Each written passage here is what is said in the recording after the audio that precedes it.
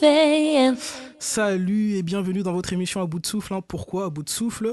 Tout simplement parce que déjà nous serons deux derrière les micros. Ensuite, parce qu'à la fin de l'émission, nous espérons bien que vous serez à court de souffle par tout ce que vous aurez entendu et appris.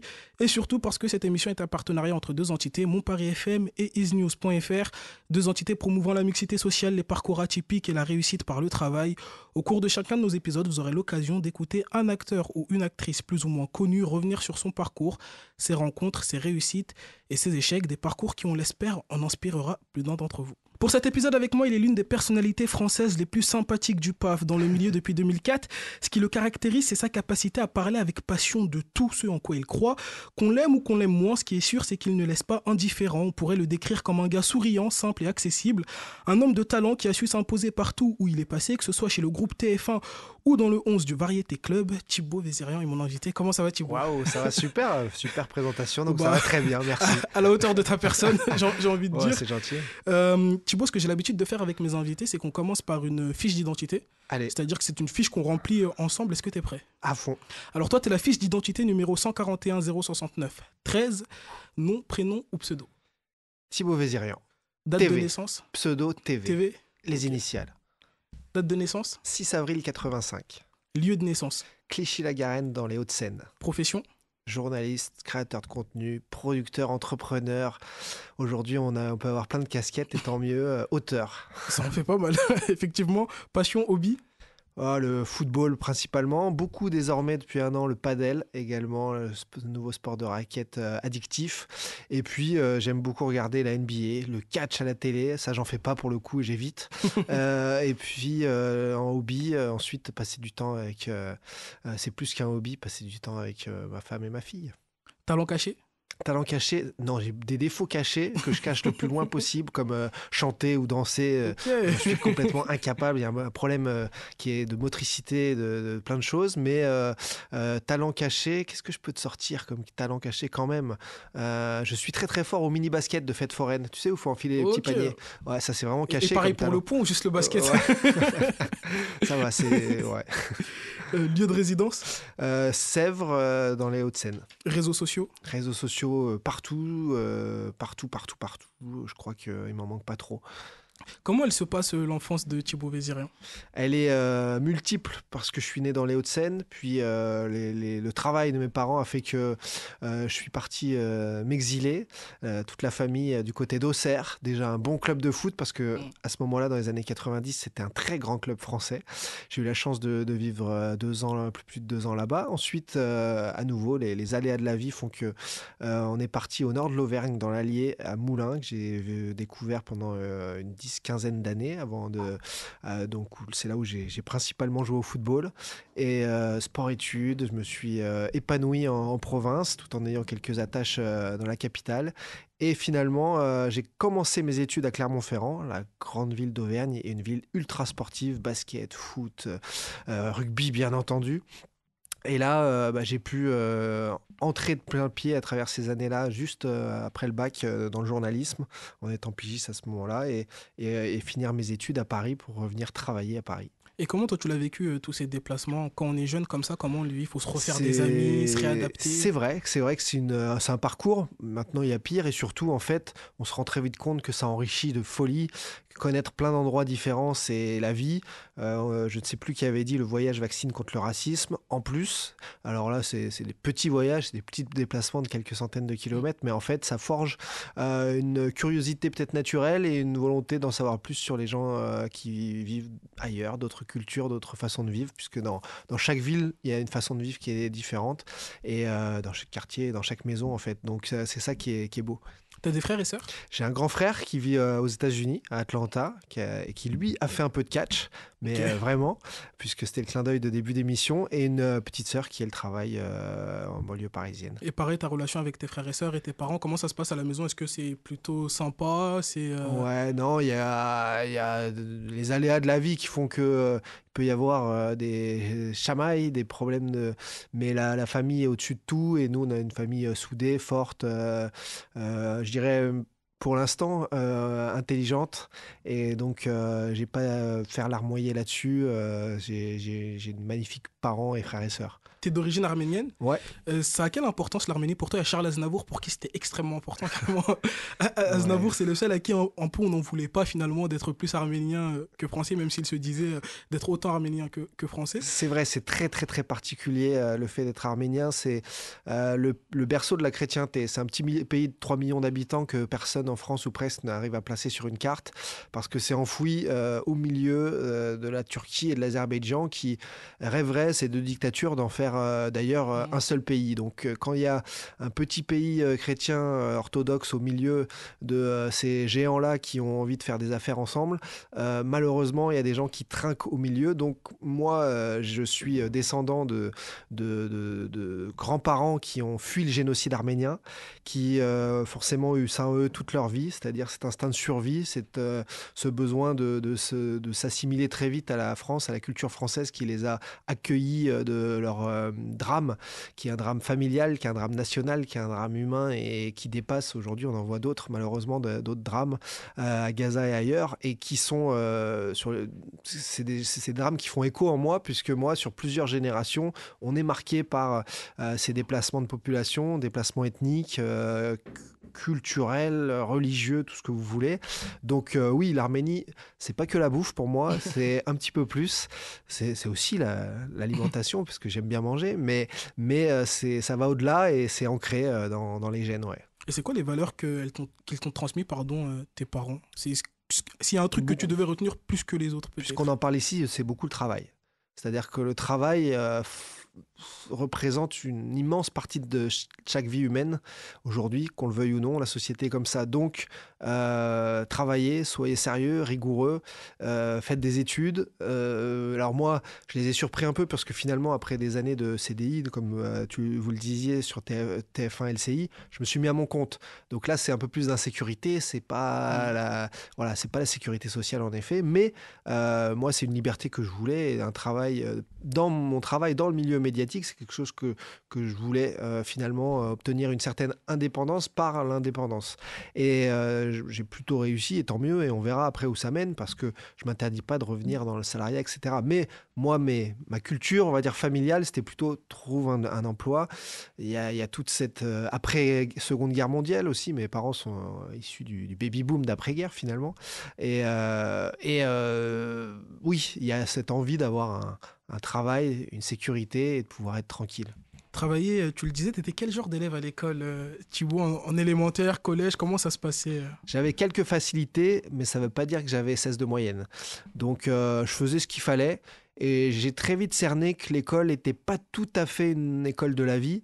Le football beaucoup plus. J'ai tout de suite cerné qu'il y avait des gros manquements malheureusement dans l'école, et c'est-à-dire qu'on nous apprend plus à nous servir d'un compas et d'une équerre que d'apprendre la vie, de savoir à quoi sert une mutuelle, un chéquier ou à créer une entreprise. Malheureusement, on devrait plus nous former à savoir créer une entreprise et comment ça se passe très vite, plutôt que de savoir à quoi sert le théorème de Pythagore. Ça, c'est mon avis, parce que j'ai pas retrouvé dans beaucoup de métiers que j'ai croisés dans ma vie professionnelle le besoin de connaître le théorème de Pythagore, mais enfin, c'est un vaste débat. Donc moi, l'école, j'en ai fait un pseudo-allié parce qu'il fallait avoir des diplômes. Je les ai eus sans... entre guillemets, toute humilité, sans forcer, du 12, du 13 de moyenne. Et voilà, j'ai eu le bac mention assez bien, et bac économique et social. Ça passait, mais je m'enfermais pas jusqu'à 2h du mat à travailler. Je préférais aller taper le ballon au foot. Et j'en suis ravi d'avoir eu ce parcours, de ne pas avoir fait mieux à l'école, parce que ça me correspondait qu'à moitié. Mais j'ai fait de bonnes études quand même, et voilà, et je regrette pas. Et justement, tu le disais, du coup, après l'école, quand tu sortais de l'école, toi, c'était le foot. Ta passion, vraiment, tu jouais au foot.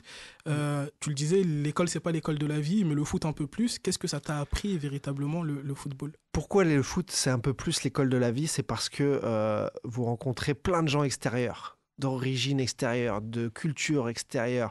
Vous avez le choix d'un coach envers 10, 15, 20, 25 gamins et qui fait ses choix en son âme et conscience, et pourtant qui va briser des enfants mentalement, moralement. Il n'y aura pas, comme aujourd'hui, le coach mental, le nutritionniste, le community manager autour de cet enfant de 8 à 15 ans qui a des rêves plein la tête, qui va être bon au bon moment ou pas bon au mauvais moment, qui va être mûr, mature assez vite ou finalement pas assez. Et c'est pour ça qu'on n'apprend pas assez aux jeunes qu'il n'y a pas de parcours idéal, il y a pas de tu vas devenir pro si tu es en centre de formation. En fait, il y a plein de façons de trouver sa voie, de trouver son chemin. Nous, on parle aussi journalisme ici ou médias, c'est pareil. Il n'y a pas d'école qui va t'amener à être le présentateur du 20h si tu veux l'être. En fait, il y a X chemins. Et dans le foot, c'est ça que ça t'apprend avec le temps, que tu comprends. Il y a un coach qui peut être la hype du moment et qui en fait fait les mauvais choix, mais ça passe et il est bien vu parce que le président lui fait confiance. Mais en fait, tu changes de club et c'est toi qui deviens le joueur incroyable. Quand on m'a parlé d'ailleurs il y a 1 an et demi de l'Arabie Saoudite qui allait acheter tous les grands joueurs de foot et que le foot européen allait être fini, j'avais déjà dit mais stop, le foot c'est un éternel recommencement, renouvellement, c'est l'histoire de la vie. Et donc oui, ça m'a appris plein de choses parce que je me suis pris des pains, parce que j'ai fait sport-études, alors c'est super, j'ai accédé à des très bons niveaux de U13 nationaux, alors ça s'appelait moins de 15 à l'époque, moins de 13 nationaux, et j'ai parcouru la France pour jouer des matchs avec des potes, et à cet âge-là, ça forge, c'est fondamental. Mais il y a plein de matchs où tu joues pas, et des matchs où t'es pas bon, et des matchs où tu joues blessé parce que petit, tu veux jouer tous les matchs. Et finalement, avec le recul, tu te dis, wow, quelle expérience de vie à plein de moments, de bâtons dans les roues, de freins, de détection où t'as pas été pris, d'autres où t'as été pris. Bon, c'est l'école de la vie. Et il y avait l'ambition de devenir professionnel, tu le disais, tu as fait sport-études. Est-ce qu'il y avait cette ambition de devenir pro ou c'était plus... Ouais, obligé. Quand tu fais sport-études, que tu as 2 entraînements par jour, 3-4 fois par semaine, donc je parle 2 entraînements parce que tu as aussi le soir les entraînements avec ton club, en plus du sport-études, tu es dans un moule où on te dit que tu vas faire quelque chose un petit peu dans le foot et où tu es tellement 4 heures par jour dans le foot, plus la classe où il n'y a que des petits footballeurs, et nous on était partagés classe sport-études, foot et danse, que tu te dis forcément ce que tu vois à la télé, ça va être ça. Aujourd'hui, il y a les réseaux sociaux, il y a Instagram, il y a toute la folie des highlights, des extraits courts. Avant, nous, c'était l'équipe du dimanche. C'était des moments marquants de la semaine de foot qui passaient une fois dans la semaine dans Téléfoot le dimanche matin, dans l'équipe du dimanche si on avait la chance de se coucher tard le dimanche soir. Et basta. Donc, on avait des rêves comme ça qui étaient éphémères et qui étaient ponctuels. Aujourd'hui, n'importe qui a tout le temps sur son téléphone, de 13 jusqu'au bout de la vie.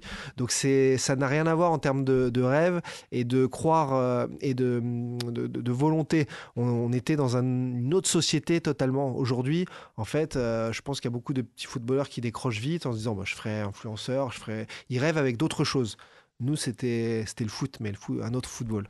Et quand tu rentres à la maison, est-ce que tu en parles avec tes parents de toutes les difficultés que tu as pu rencontrer ou finalement c'est des choses que tu as découvert, comme tu le disais, sur le tard avec du recul? Non, c'est la vie, le recul, c'est pas un sujet fondamental. Je sais que parfois j'ai eu des remarques après de mon père qui a beaucoup travaillé, qui est commerçant et qui du coup pouvait pas venir forcément voir beaucoup de matchs. Donc avec le recul, il s'est dit peut-être que j'aurais pu prendre le temps plus et peut-être que ça l'aurait aidé ou pas. Et en fait, est-ce que ça m'aurait aidé? Est-ce que ça aurait changé mon chemin de mec qui n'a pas réussi dans le foot?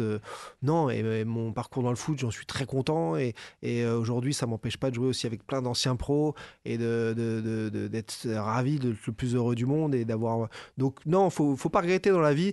Faut foncer, il y a des portes qui s'ouvrent, si elles sont ouvertes, c'est qu'il y a une raison, si d'autres sont fermées, c'est pas grave, il y en a d'autres qui vont s'ouvrir. Moi, ça a été une philosophie, donc non, jamais je reprocherai quoi que ce soit, et je suis pas comme ça à en parler à mes parents ou quoi. Voilà, c'est la vie qui est comme ça, il y a pas de bon, alors il peut y avoir peut-être des mauvais parents, mais en tout cas, les miens, ils ont tout fait en âme et conscience, en pensant faire le mieux, donc ça suffit. Voilà, j'essaye de faire pareil, moi, avec ma fille. Tu as joué pendant 20 ans au club de l'AS Moulins, c'est ce que j'ai lu. Ouais, En tant finalement. que... c'est énorme, Ouais. 20 ans quand même. Je sais plus si c'est 20 ans ou 16 saisons. Ouais. Jusqu'à 20 ans, peut-être. Ouais, non, j'ai peut-être joué 20 ans. Parce qu'en fait, je faisais les allers-retours entre Paris, où je commençais à travailler, et je continuais, sans trop plus pouvoir m'entraîner, à jouer en réserve, etc. Et donc, j'ai dû rester encore plusieurs saisons après 18 ans là-bas, à finir le temps que je pouvais encore un peu jouer au foot en club, même si après, j'ai rejoint le club de Sèvres où il y a une compétition de foot loisir qui me correspond aussi en termes d'emploi du temps désormais à mon âge avancé de 39 ans. Donc, on mixe entre des matchs vétérans et des matchs de foot loisir avec l'Île-de-France qui regorge de championnats et de championnats FFF du dimanche matin au lundi soir, au jeudi soir à 7, à 11, etc. On trouve chaussures à son pied. Et également le Variété Club.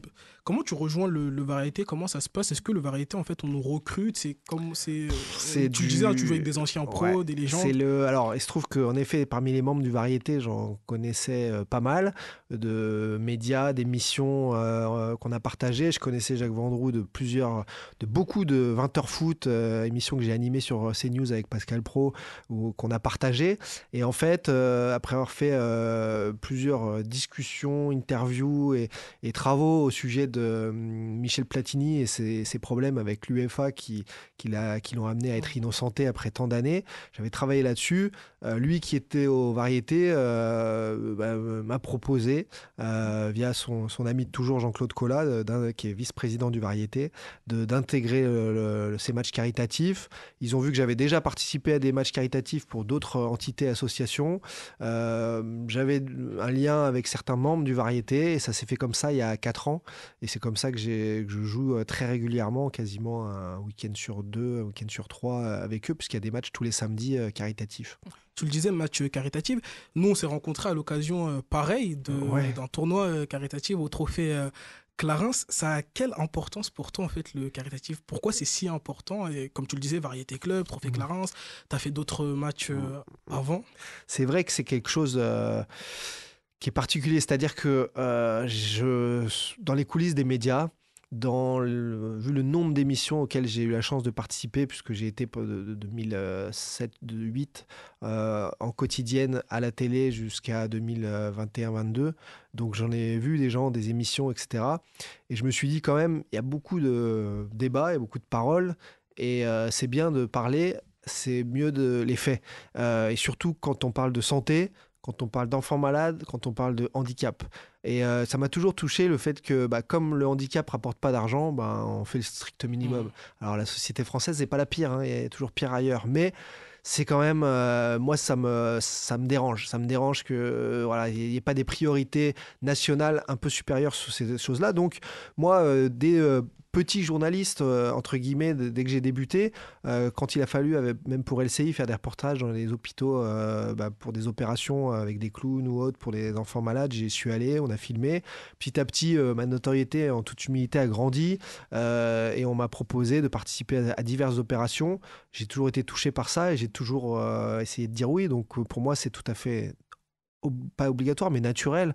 Et bien sûr que je ne vais pas le rendre obligatoire, mais c'est normal. Et je me suis attaché avec plein de gens. Et donc aujourd'hui, je continue. Des supporters aussi. Voilà. Donc c'est logique, c'est normal. Et quand le temps est possible, disponible, eh bien, il faut le faire. Pourquoi le journalisme? Comment t'entres là-dedans? Est-ce que c'est une vocation? Est-ce que c'est une passion secondaire? Ou est-ce que tu te retrouves là par défaut, entre guillemets? Le journalisme, c'est un vaste mot aujourd'hui qui représente des dizaines de métiers, des centaines de médias différents. Donc, il y a 100 000 façons de faire du journalisme. Donc, le journalisme, c'est vaste. Mais pour autant, quand j'étais petit, c'était tu veux faire quoi? On en a parlé, footballeur. Le second truc, c'était journaliste.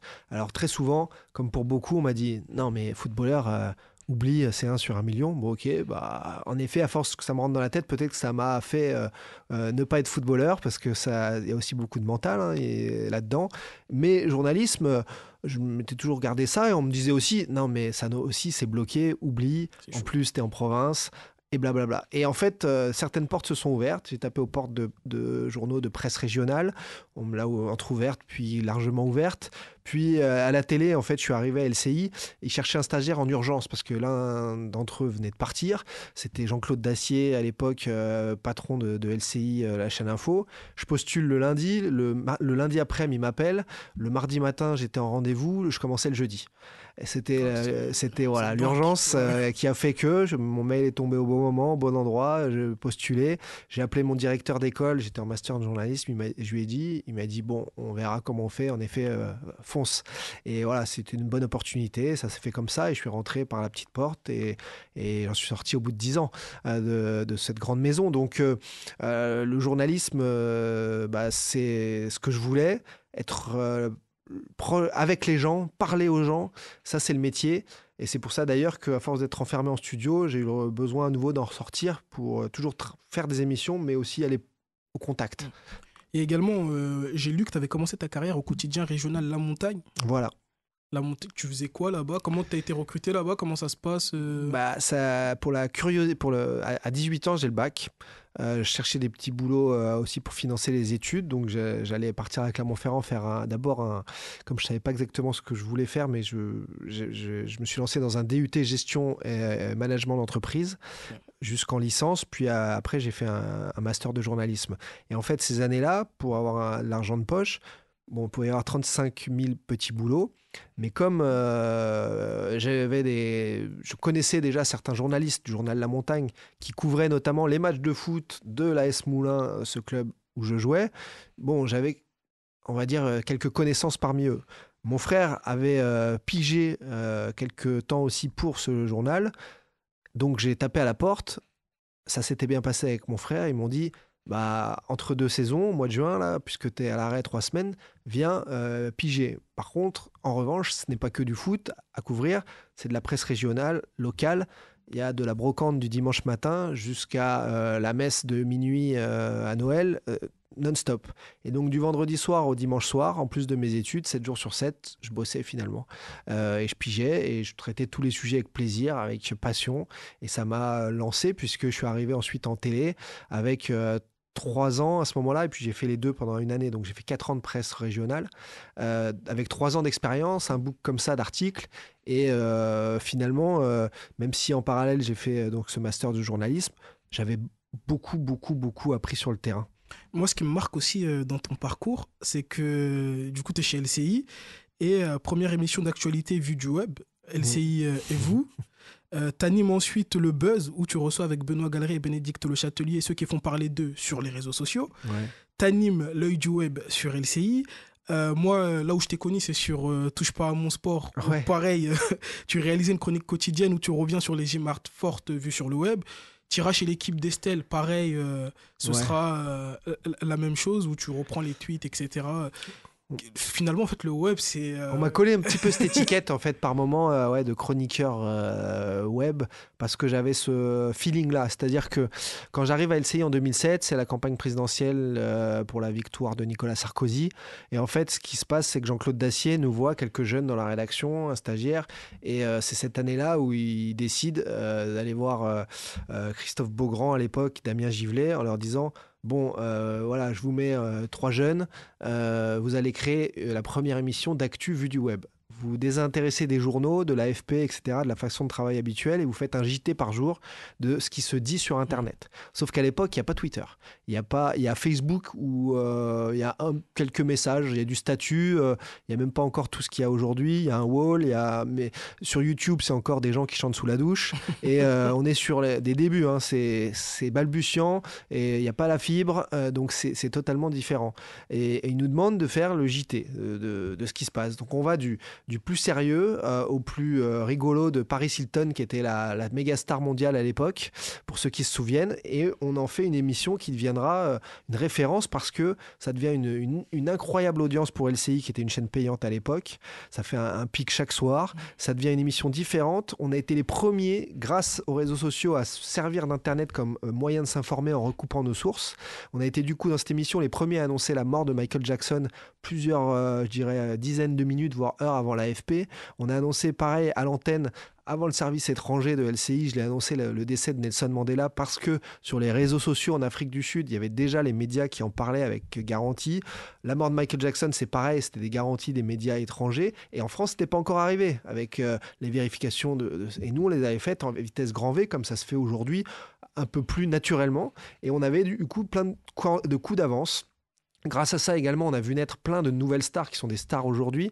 On a offert sa première télé, vraie interview à Rémi Gaillard, qui a depuis quitté un peu les réseaux, mais qui était devenu une puissance incroyable de diffusion. Au Palmacho, Grégoire Ludig, David Marseille, qui sont devenus de formidables comédiens. On a fait faire leur première antenne à plein de nouveaux comédiens depuis maintenant, qui ont maintenant 10 ans de comédie derrière eux, mais qui s'étaient servis eux aussi des réseaux pour montrer leur talent, leur savoir-faire, etc. Et ça, donc, c'était super kiffant. Et on est devenu, avec la team Benoît Galeret qui est sur BFM et d'autres, une sorte, entre guillemets, petit expert de dénicheurs de talent, dénicheurs d'infos avec un coup d'avance. Si bien que même Yann Barthès, qui était à l'époque sur Canal, jetait un œil via ses équipes à ce qu'on faisait la veille pour reprendre des vidéos, etc. Il y avait un petit jeu comme ça du chien à la souris, parce nous, notre kiff, comme on n'était pas sur la chaîne la plus regardée, c'était LCI en mode payant, eh bien, c'était d'avoir un petit coup d'avance, de dénicher. Et on l'a fait, et on s'est régalé à faire ça. Et moi, je me suis pris de passion pour cette forme d'information avec ce coup d'avance, de diffuser des tweets, d'avoir voilà, ce temps d'avance. Et finalement, ça m'a un peu suivi. Aujourd'hui, j'en suis un peu sorti, j'anime mes propres émissions, j'ai animé 20h foot.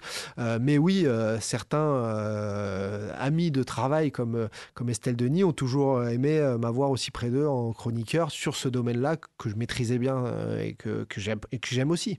Pour les jeunes journalistes qui nous regardent, est-ce que tu dirais que c'est vraiment un métier à part ce que vous faisiez? Parce qu'on le voit aujourd'hui, Benoît Galeret, lui, il est encore dans ça avec le live Suitech sur BFM, Ouais. ou encore il va dénicher ce qui se dit sur les réseaux. C'est vrai, ouais. Est-ce que c'est vraiment un métier à part? C'est autre chose encore? C'est une autre façon de travailler. C'est-à-dire que on s'est vite rendu compte que les journaux papier, quels qu'ils soient, arrivent donc le matin aux rédactions pour les matinales, et les matinales se servent de cette puissance médiatique papier pour créer aussi leur JT et découvrir le dossier du Parisien et en faire du coup un reportage et lancer des sujets pour la journée. Et les journaux, finalement, papier, dictent le là de la journée un petit peu médiatique qui va être bousculé ensuite par des confs de presse, par des interviews sur les grands médias, etc.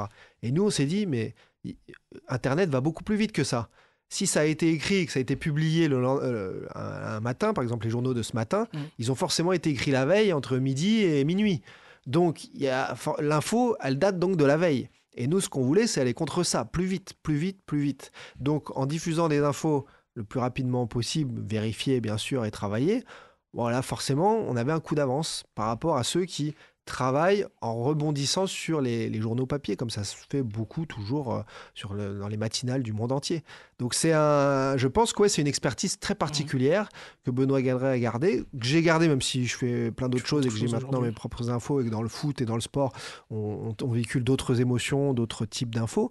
Mais oui, c'est une curiosité journalistique qui est particulière, et je le vois avec les confrères, chacun, comme je le disais, il y a 1000 façons d'exercer le métier de journaliste.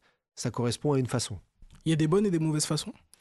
Ouais, je pense qu'il y a beaucoup comme dans tout, hein, chez les Arméniens, il y a des idiots, chez les Français, chez les journalistes aussi, hein, il y a de tout, c'est à l'image de la société, de la vie. Il y a des bons journalistes, des mauvais, d'autres qui s'aiment, d'autres qui s'aiment pas. Donc oui, il y a des façons de faire. Il y a le journalisme qui se rapproche de la communication aujourd'hui, c'est un gros gloubi-boulga. Il y a le journalisme qui est l'enquête permanente, totale, le reporter de guerre aussi, comment ça se passe sur place avec un casque par balle, etc. C'est encore une autre façon.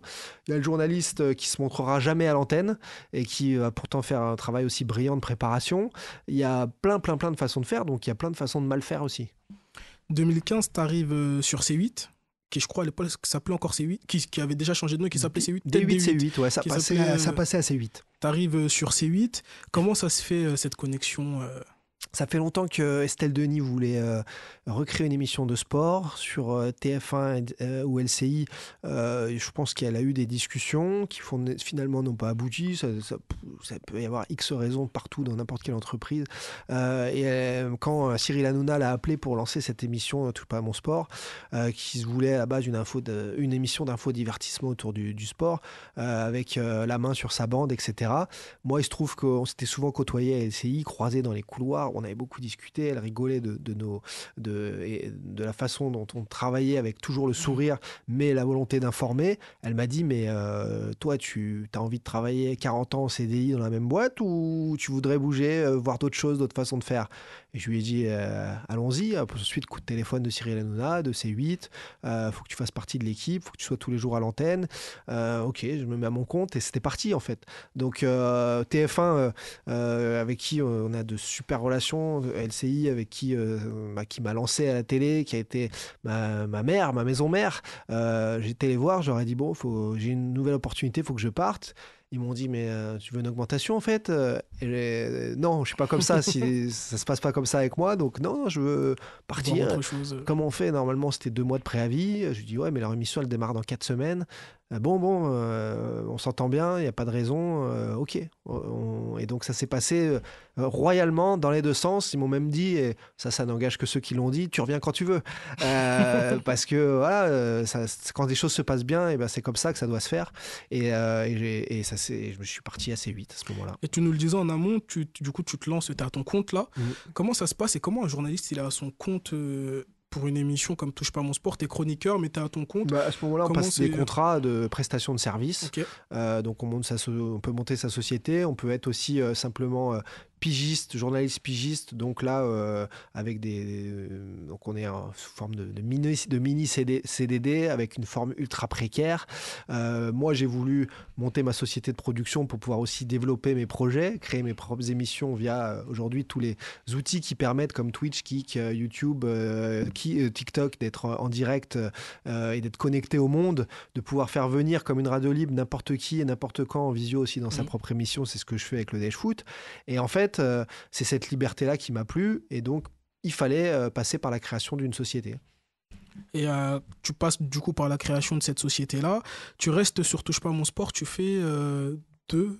Ouais, il y a 2 saisons deux quasi. saisons. Enfin, elles sont pas bouclées parce que je sais plus exactement ce qui avait été dit à l'époque, mais C8 revoit sa grille, notamment financièrement, et les audiences sont top de Touche pas à mon sport, qui finalement passe en hebdo. Donc, quand une émission passe en hebdo, on comprend là, à ce moment-là que, en effet, c'était le samedi soir. On passe de quotidienne à hebdo, que ça ne durera pas des 10 ans, mais c'est pour laisser place à l'émission C'est que de la télé, qui fera non plus que le sport à 18h, mais toute l'actu. Quelques mois plus tard, d'ailleurs, on me propose de rejoindre C'est que de la télé avec Julien Courbet, puis avec Valérie Benaïm, pour une aventure magnifique de 3 ans, où il y avait une alchimie totale aussi dans cette émission, où on parlait avec une liberté de ton de plein de magnifiques sujets d'actu. Donc ça m'a beaucoup plu aussi de revenir, pas que au foot, et de revenir aux premiers amours d'actu généraliste. Mais voilà, l'aventure Touche pas à mon sport était magnifique parce que les audiences ont tout de suite accroché, qu'il y avait c'était un manège formidable de chroniqueurs qui se relayaient chaque semaine. Moi, j'avais la chance d'être le seul à accompagner Estelle Denis, à être là tous les jours. Donc c'était formidable de voir ça de l'intérieur, de voir le fonctionnement de Cyril Hanouna aussi à nos côtés au bureau non-stop, savoir comment il travaille. En fait, quitter le cocon familial de TF1 LCI a été génial parce que j'ai vu une toute autre façon de travailler que j'aurais jamais imaginé.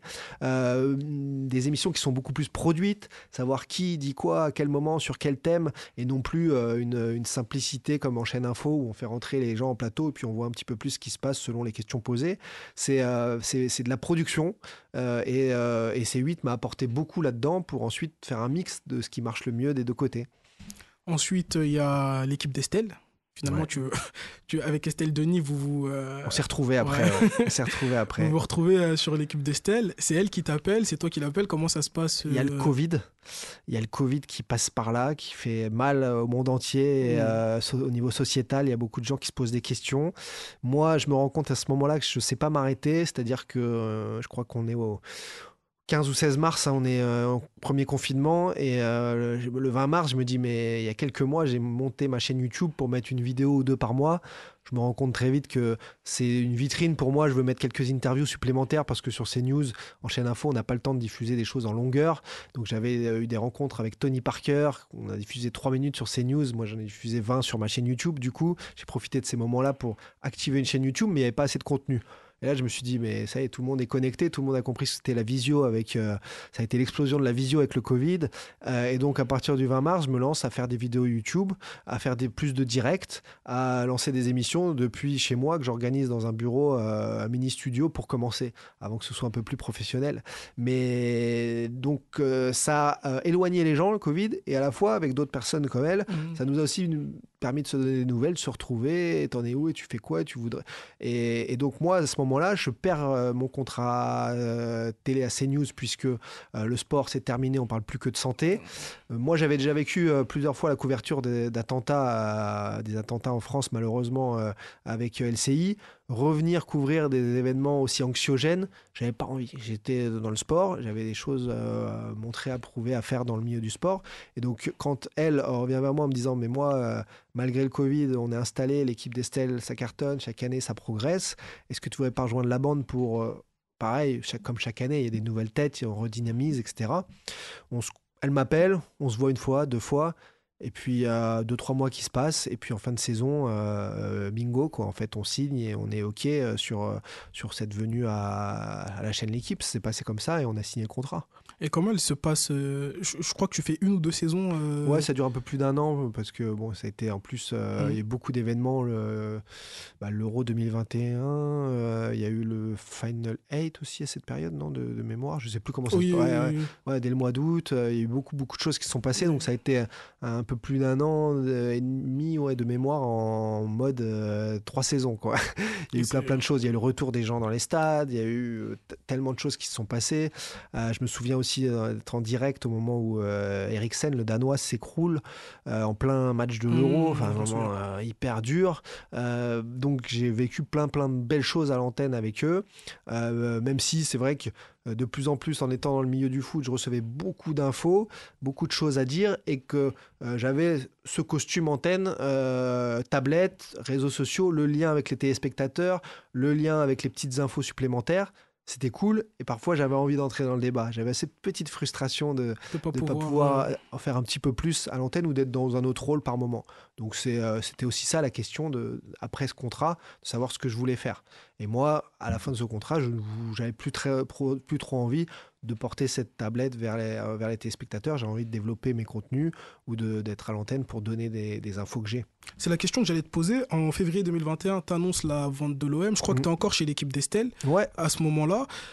Quelques mois plus tard, moi je me rappelle, j'étais un féru de l'équipe d'Estelle. Vraiment, je regardais tout le temps l'équipe d'Estelle. Et j'ai l'impression que sur la fin de saison, et c'est la question que je voulais te poser, est-ce qu'on t'a mis de côté, parce que j'ai l'impression que sur la fin de saison on te voyait plus, mais c'était pas annoncé qu'on voit plus non, ou est-ce que c'est moi dans mon souvenir non, il y a une émission un vendredi de l'annonce, moi je l'ai annoncé 12 heures avant. Il y a émission comme tous les jours à 17h, 17h30. L'actu est celle qui est du jour, comme d'habitude, et sauf que l'actu du jour, ma vidéo a fait déjà plus de 100 000 vues, et 5-6 heures après, Canal annonce, selon leurs informations, que l'Olympique de Marseille en effet est vendu à un consortium saoudien. Donc ça confirme, le service investigation de Canal confirme, et finalement, après moult rebonds politiques et problématiques qui font que le deal est repoussé, l'Élysée appelle Mathias Manteghetti pour lui dire donc Mathias Manteghetti, c'est le journaliste de Canal qui était sur place qui était devant la commanderie pour annoncer de lui ses propres informations. On ne se connaissait pas à l'époque, maintenant oui, qu'il a les mêmes infos que j'ai données plusieurs heures avant et qu'en effet l'OM est vendu. Et là derrière, en fait, c'est lié aux incidents de la commanderie qui ont lieu moins d'une semaine avant. McCourt, la ville est à feu et à sang entre guillemets, c'est du football, mais il y a un vrai problème au niveau de l'image. Les repreneurs ne veulent pas arriver dans une ville en feu à cause du club. Le vendeur ne veut pas partir avec un entre guillemets coup de pied aux fesses que les supporters lui mettent parce qu'ils en ont marre. Donc il a fallu pacifier tout ça avant de revenir et de remettre sur la table le deal de vente qui a pourtant été signé, puisque moi j'avais eu toutes ces confirmations-là. Canal a eu les confirmations derrière. Donc en effet, je n'ai pas participé à l'émission de ce soir-là, puisque on était en appel avec les sources, on était au téléphone donc avec le milieu politique qui disait il faut calmer le truc puisque les parties prenantes ne sont raccord sur le deal, mais sur le reste là il y a un problème d'image globale et donc c'est pour ça que Canal qui avait annoncé son édition spéciale à 21h prend l'antenne à 21h et raconte et ne parle plus du sujet et moi on me dit bon ne participe pas à cette émission là parce que ça va rentrer dans un débat dans tous les sens et en fait c'est vrai que c'est contre-productif, c'est une protection vis-à-vis de moi de dire toi, tu as enquêté, tu as les éléments, mais d'un autre côté, il n'y aura pas d'officialisation tout de suite puisqu'il y a un problème. Donc, comment on fait pour sortir de ça? Donc, une info balaye une autre, tu fais pas cette émission-là, tu reviens lundi, je suis revenu le lundi, j'ai fait toutes les émissions et il n'y a pas eu de... Vous quittez pas du tout fâché. D'ailleurs, je crois qu'à la fin de la saison, Estelle Denis, à part sur RMC, faire Estelle Midi, Grégory Hacher reprend du coup. Ouais, ça devient l'équipe de Greg, l'émission change avec d'autres têtes, d'autres personnes. Puis derrière, il y aura aussi l'émission de Pierre Boubi à 16h qui va se développer sur la chaîne L'équipe avant. Ils vont organiser la grille. Moi, j'ai rendez-vous aussi avec Laurent Prudhomme, le grand directeur général du groupe L'équipe, avec qui on discute, qui même de lui-même me parle de l'idée du livre pour raconter toute cette histoire. Lui, il partira 1 an et demi après, 2 ans après, prendre la tête de la direction générale de l'Olympique Lyonnais. Donc, non, il n'y a aucun problème. Moi, partout où j'ai été, j'ai jamais eu de soucis. Après, il y a les seules personnes qui peuvent m'en vouloir, ne pas être d'accord avec mes informations ou quoi, c'est des gens soit que j'ai jamais rencontrés, soit avec qui j'ai jamais travaillé. À partir de là, c'est pas grave du tout. Et moi, j'ai mes certitudes concernant ce dossier, concernant l'imminence, concernant la fin le tout est bien qui finit bien, puisque tout ce que j'ai annoncé au fil du temps et j'ai suivi avec passion et volonté de transparence et d'honnêteté vis-à-vis des supporters, c'est ce qui va arriver. Alors oui, c'est les affaires. En revanche, c'est pas du foot. Donc tous ceux qui suivent que le foot, forcément, ils sont un peu perdus sur ce type de dossier. Et quand en plus il y a des rebondissements foot, politique, géopolitique, économique, il y a un bazar total qui fait que je comprends qu'il y ait beaucoup de supporters qui se soient perdus avec le temps, qui étaient impatients et qui même se soient fait retourner entre guillemets le cerveau parce qu'on a même prouvé à travers mon enquête qu'il y a eu l'utilisation d'armées numériques comme avec Neymar au PSG, il y a eu des choses, etc. Donc aujourd'hui, quand en plus on vous rajoute des armées numériques sur ce type de sujet, ça veut dire qu'il y a des choses un peu à faire taire et qu'il y a des délais à respecter. On le sait, l'OM en France, c'est un club populaire, donc forcément, quand on annonce la vente d'un tel club et que derrière, ça se fait pas pour diverses raisons, il y a des représailles entre guillemets sur les réseaux sociaux. Comment toi t'as vécu cette période où finalement il y avait peut-être des menaces de mort, des insultes, comment tu l'as vécu à titre personnel et comment tes proches l'ont vécu? Moi après j'ai toujours eu à travers mon parcours dans le foot ou autre un bouclier. Ce qui vient de l'extérieur, de gens que je ne connais pas déjà, en fait à quel moment ça peut avoir un impact où il faut prendre des conseils, des infos de tout le monde, mais à un moment il faut aussi prendre des conseils, des infos de gens qui connaissent soit votre travail, soit votre vie, soit votre personnalité, savoir qui s'intéressent un minimum à vous. À partir du moment où ça vient de l'extérieur et que c'est vraiment le café des sports, café du commerce, voir des gens sous pseudo qui se cachent, voire même, ça a été montré ensuite, des journalistes qui utilisent des faux comptes sous pseudo pour faire passer des messages. Là, on est dans un délire et moi, je m'en fous de ce bavardage-là. C'est un peu la rançon du succès. Maintenant, quand ça tombe en effet dans de la menace de mort, alors menace de violence, menace de mort, menaces envers la famille. Là, on est dans des trucs très graves, en effet, qui sont répréhensibles. On voit d'ailleurs aujourd'hui que 4 ans après les incidents de la commanderie, Jacques-Henri Hérault, qui avait assigné en justice les comptes qu'il avait menacés sur les réseaux, là, ils sont traduits, ces gens-là, en justice, ça y est, enfin, en mai 2024. Ça montre qu'il y a eu des choses graves et j'en ai été victime aussi. Maintenant, il ne faut pas généraliser. C'est un pourcentage tellement minime de bêtises humaines par rapport aux gens qui sont intelligents que j'en fais pas. Je ne veux pas faire un zoom déformant de la réalité. Maintenant, oui, ça touche, ça surprend de l'ampleur. L'ampleur du sujet, j'en avais conscience. Ce que j'avais moins confiance à l'époque, c'est l'impact des incidents de la commanderie sur l'image, sur le deal, sur les problèmes que ça allait créer.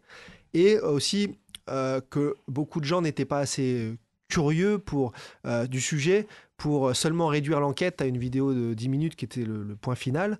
Et donc, quand on parle d'une vente de société, en effet, et quand on parle à des gens mais c'est logique, qu'on parle forcément le background des affaires ou autre, une vente, ça peut avoir diverses temporalités, ça peut englober plusieurs choses. Et donc, oui, le mot vendu peut, dans la temporalité, ne pas être au présent, mais d'être dans un futur proche ou futur plus loin.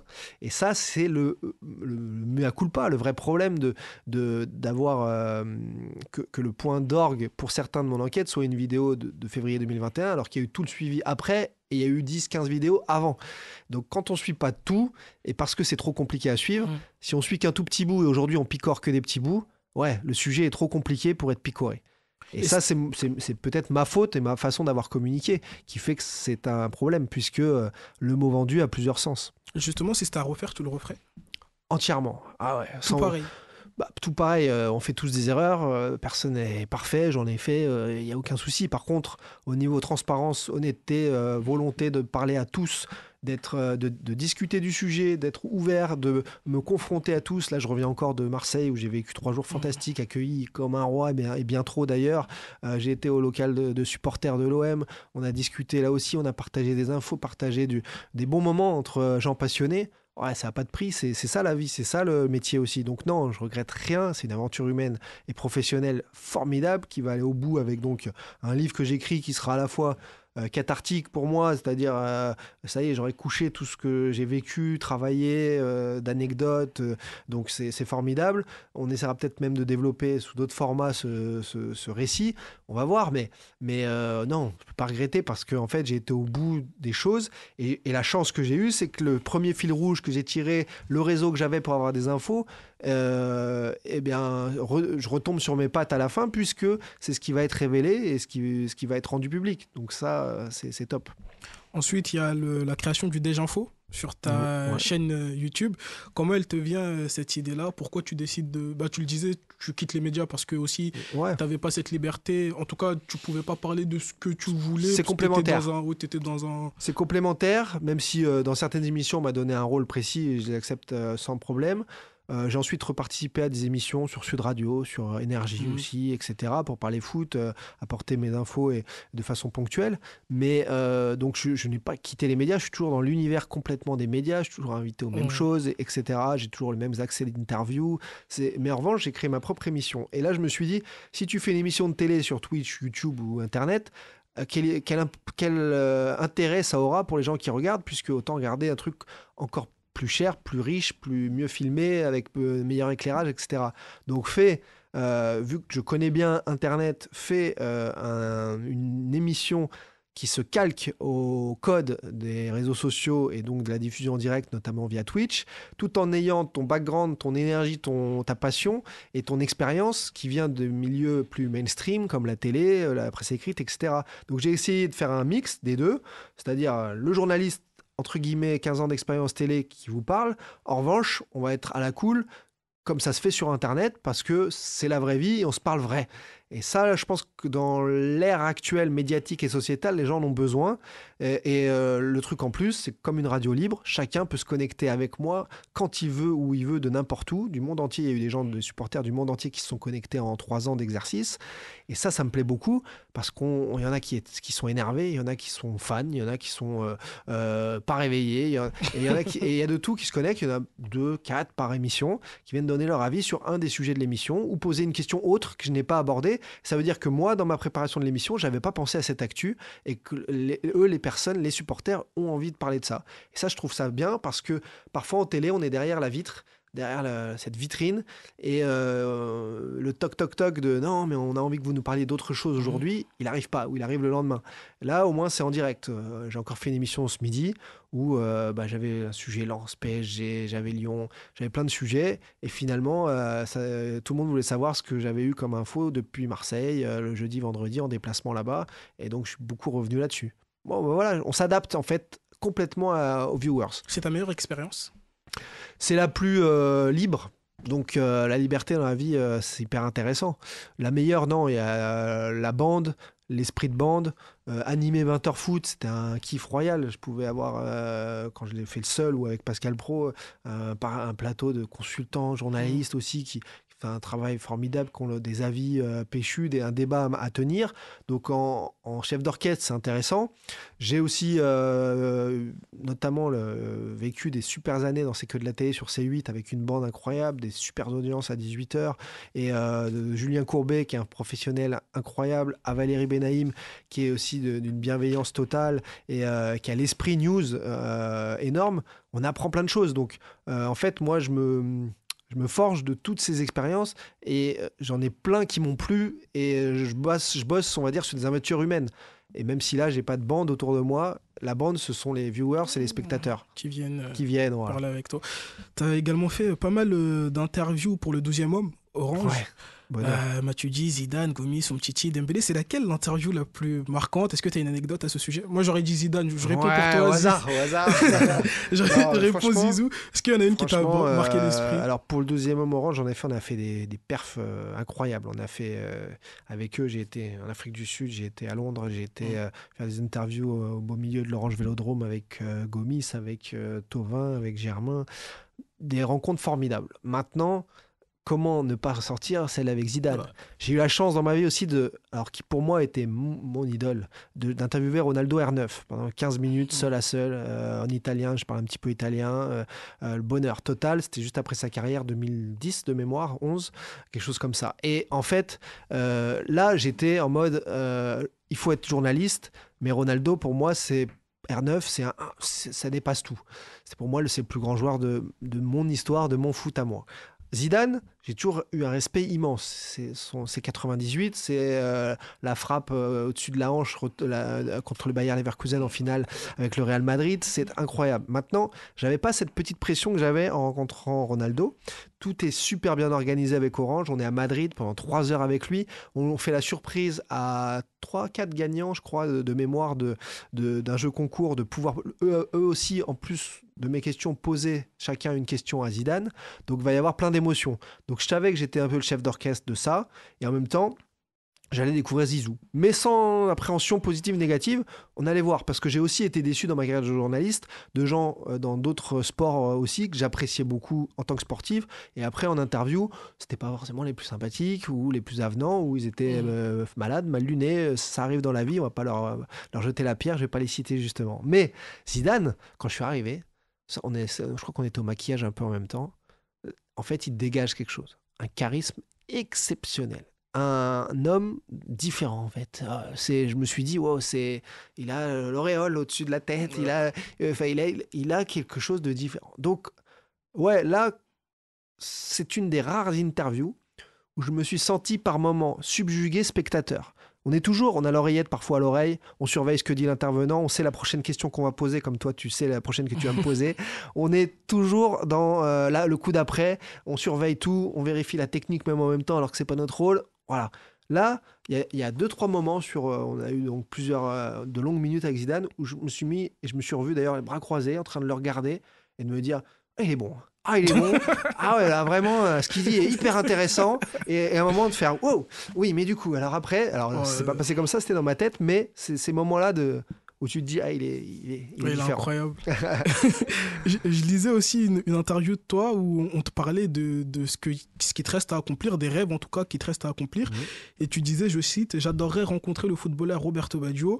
Il y a un parcours particulier, il est devenu bouddhiste, il est rare dans les médias et les anciens joueurs parlent beaucoup plus librement. Le boxeur également, Mike Tyson, parce que c'est un monument. Et The Rock, l'ancien catcheur, tu nous le disais. C'est vaste, tu nous le disais en début d'interview, tu étais fan de catch, avec ton frère d'ailleurs, toi et ton frère. Ton frère et toi, pardon, vous êtes fan de catch. Est-ce que depuis cette interview, il y a un des 3 rêves là que tu as réalisé ou Non, pas encore. 3... Alors, j'ai pas forcé les portes de ces gens-là, parce qu'en plus, dans la vie, moi, toutes les choses sont faites très naturellement, spontanément. Les portes s'ouvrent ou se ferment, comme je le disais. Donc, Roberto Baggio serait une vraie mission, parce que il est devenu bousiste. Il a vécu des hauts et des très très bas dans sa carrière, avec de multiples blessures au genou. Jamais il aurait dû revenir à de tels niveaux. Il y a des anecdotes complètement dingues de sa carrière. J'en ai fait des vidéos sur ma chaîne YouTube aussi. Et donc lui, c'est en tant qu'homme et en tant que joueur, je crois encore plus que Ronaldo R9, celui qui m'a par son personnage, par sa vie, le plus marqué, et peut-être lors de la Coupe du Monde 94, j'avais 9 ans, mais qui m'a définitivement fait, c'était déjà le cas avant, mais fait adorer le football et complètement fait chavirer, et d'ailleurs qui m'a fait aimer aussi les parcours difficiles, sinueux, quand c'est trop beau, limpide, comme Ronaldo, R9, Messi, c'est trop génial toute ta vie, toute ta carrière, il y a un côté robot qui me déplaît. Moi, je préfère quand il y a un chemin sinueux, quand il y a une expérience de vie un peu plus totale. Les genoux de Ronaldo R9 aussi. J'ai toujours des petits trucs comme ça, des chemins semés d'embûches. Je trouve que c'est plus la vie que ces robots Et je les respecte, hein, mais Ronaldo R9, c'est incroyable. Les stats, le beau gosse, les dents blanches, il y a tout qui va. C'est pas possible, en fait. Non, mais voilà, c'est pour ça que je suis pas fan, mais fan au sens propre, au sens enfantin du terme. Et Roberto Baggio, c'était différent, c'est mon enfance. Et donc, ouais, si je pouvais le voir 30 ans après mon enfance, dans des conditions d'interview, j'aurais tellement de choses à lui dire. Et il y a une autre personnalité, c'est Mike Tyson. Alors lui, c'est totalement différent parce que il a une vie complètement tumultueuse et une après-carrière où il s'est réinventé. Et c'est ça qui me plaît chez cet homme-là parce que j'ai lu son livre, sa biographie, autobiographie de A à Z. Je crois que j'ai pleuré en regardant le docu et le film sur sa vie. C'est complètement dingue entre sa jeunesse, sa carrière qui part dans tous les sens, de plus jeune champion du monde des poids lourds jusqu'à la drogue, les femmes, la prison justifiée ou injustifiée selon qu'on a étudié le dossier, les juges, bref, ça part dans tous les sens. À son âge aujourd'hui, 50, soixantaine, il va refaire un combat exhibition contre Jake Paul, il est toujours dans le show, mais il a monté je ne sais combien de business, il s'est réinventé, il est monté sur scène pour faire lui aussi son catharsis, sa purification de raconter sa vie avec sa vision d'homme un peu plus mûr, mature, son mea culpa vis-à-vis de ses enfants, de diverses femmes. C'est lui aussi une source d'inspiration pour beaucoup de gens qui ont fait des erreurs comme tout le monde, plus grave que d'autres ou pas. Et Mike Tyson, donc j'aimerais être face à lui, discuter avec lui poser des questions sur des points précis, puisqu'il y a plein d'anecdotes sur sa vie, qui balance des trucs. Et ouais, Mike Tyson, c'est une histoire. Et pour moi, alors j'ai pas connu sur le ring Mohamed Ali, c'est pour moi le plus immense des combattants, sans égal. Et voilà, dans les sports individuels, c'est pour moi l'ultime. On touche à la fin de l'émission. Qu'est-ce qu'on peut souhaiter à Thibaut Vésirian pour la suite? De continuer à travailler avec autant de passion, de sourire, d'être toujours entouré de gens avec ces ondes positives qui m'ont toujours accompagné. Et finalement, on verra les opportunités qu'il y a. Il y a 10-15 ans, on me disait déjà, ce sont quoi vos rêves dans les médias? Et je répondais, mais on ne peut pas prévoir dans les médias. Il n'y a rien qui se prévoit. On ne peut pas se dire, je vais présenter le 20h, puisque c'est tellement hypothétique, même si on en a envie, ça ne sert à rien. Et il faut juste voir les portes qui s'ouvrent, foncer vers ses rêves, avoir des ambitions. Ça n'empêche pas. Donc moi, en effet, reparticiper à des émissions de bande, c'est un kiff. Continuer à développer les miennes, c'est obligatoire aussi. J'aime trop ça. Arriver à saisir de nouvelles opportunités aussi et rencontrer de nouvelles personnes. C'est ça la vie. C'est de croiser, alors d'interviewer de nouveaux artistes, sportifs, gens de talent, ça c'est chouette. C'est une facette du métier. S'entourer aussi de nouveaux talents, de nouvelles personnes, c'est une autre facette du métier. Rencontrer les bonnes personnes au bon moment, ça fait partie aussi d'un certain talent. Et donc on verra. Là aujourd'hui, j'ai déjà beaucoup de casquettes, de choses à faire. On continue. J'aimerais dans les mois à venir la sortie de mon livre sur tout ce qui s'est passé en coulisses de l'Olympique de Marseille sur ces 4 dernières années vis-à-vis de la vente. Déjà, ce sera un gros travail de fait qui va me libérer du temps pour faire d'autres choses avec passion toujours. Et tant qu'il y a cette passion, il faut continuer. On te le souhaite. Est-ce qu'on peut espérer un retour de Thibaut Vésirian à la télé en septembre? Possible, ouais. C'est quelque chose de possible. Ça se travaille, ça se discute. C'est quelque chose qui s'est discuté déjà en décembre, qui n'était pas possible par rapport à mon emploi du temps. C'est quelque chose qui peut être remis sur la table et ça va très vite. Si c'est pas septembre, ça peut aussi être octobre, ça peut être novembre, parce qu'aujourd'hui en télé, ça bouge beaucoup, non-stop. Il y a des saisons, certes, mais finalement, il y a des modifications, améliorations et changements qui se font non-stop, on le remarque. On a vu l'arrivée sur TF1 de la matinale de Bonjour de Bruce Toussaint, qui a déjà été modifiée, remodifié, amélioré avec des nouvelles têtes alors que ça a 6 mois d'existence. Et voilà, et donc ça c'est la vie de la télé aujourd'hui et de la société qui va toujours plus vite. Société du highlight, du picorage et de l'extrait. Donc j'espère qu'il y aura plein d'extraits de notre il y en aura pas mal de notre discussion passionnante. Arthur qui était à la réalisation, il a fait ça bien, donc on aura pas mal d'extraits. On va finir avec un jeu. Je finis toujours avec un jeu avec mes invités. Je te fais des débuts de phrases et tu les complètes. Est-ce que c'est bon pour toi? Allez, j'ai peur. Le journalisme pour moi, c'est la passion d'une vie. Je trouve que les journalistes d'aujourd'hui